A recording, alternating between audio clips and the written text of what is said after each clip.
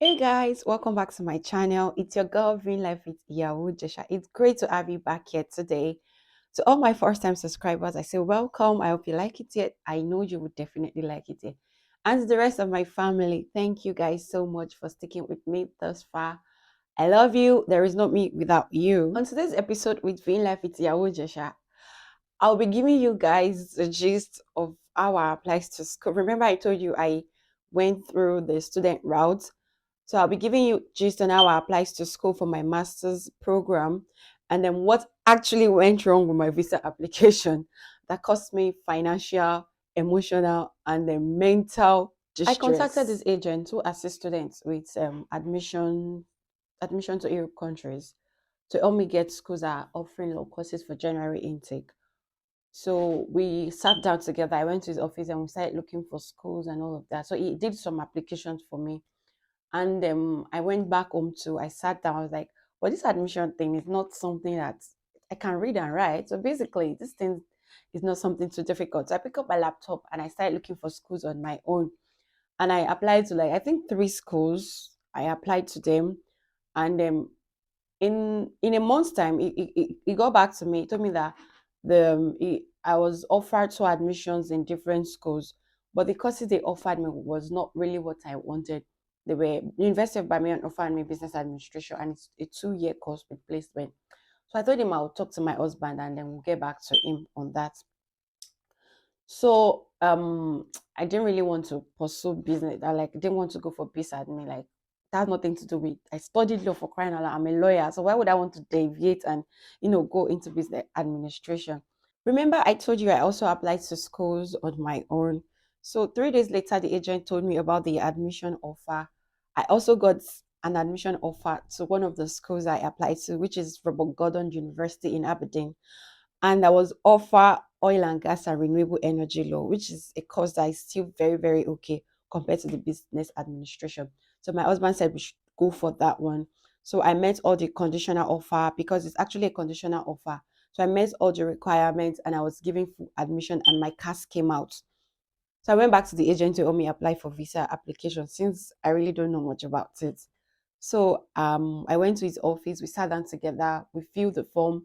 While he was filling the form, he asked me what date rather, will I like to travel. Since my school is resuming January 26th of 2022, I said, fine, it would be nice for me to travel a week before so that I will have settled down and, ease myself of the stress and get ready for school.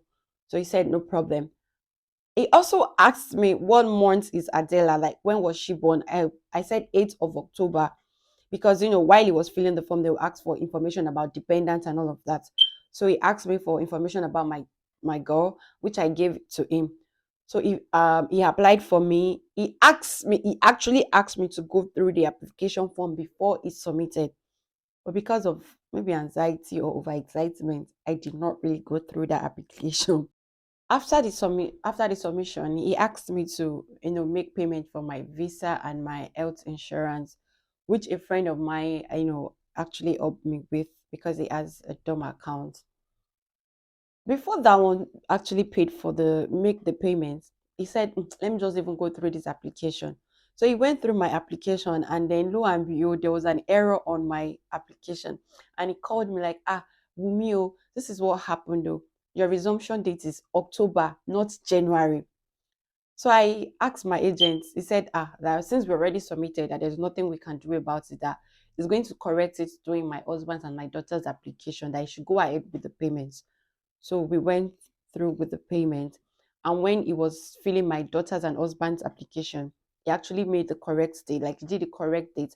And there's actually a small, like a small box where they ask for comments. So he imputed that there was an error on the main applicant's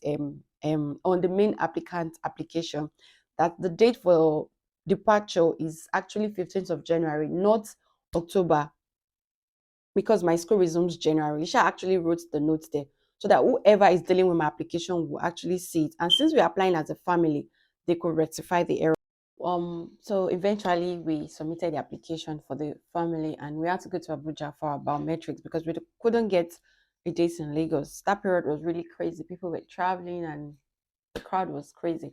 So Abuja was actually our last and the only option. So we had to travel to Abuja to do to get our biometrics done and to do the final submission. Well, all well and good. We came back, and after 3 weeks, our visa came out.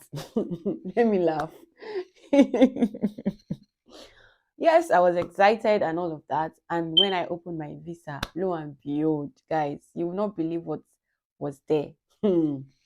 The error we thought was going to be corrected, it did not. Like it was really, really on my visa vignette. The date for my departure was October, and on for my family, my husband and my daughter, their own date was actually like their validity starts from January till April. So they have between January and April to travel to the UK.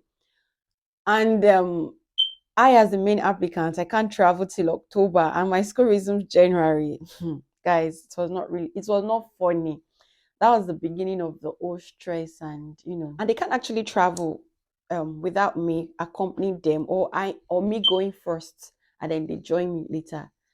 So there was nothing we could do at that point. I called my husband to tell him of the situation, because I was the one that received the visa, and then he came home.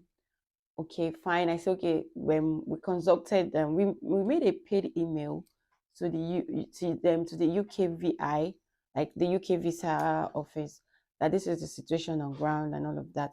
So they asked me to, send my application number, my name, visa, and all of those information, which I did. And they said they were going to get back to me in within 3 weeks. Guys, within 3 weeks. So let me just stop there for today.